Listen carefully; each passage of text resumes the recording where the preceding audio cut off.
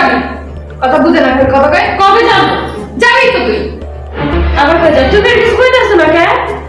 আমি কি কমু? আমি যাবো না কখন? জীবনের প্রথম গান গাইতেছিল দেখে নিয়ে ভিডিওটা রেকর্ড দিলাম। কিসের গান? আমার সব কিছু শেষ করে দিছ। কি? আমার মনে কাছিল আমি কি আগে জানতাম? হ্যাঁ?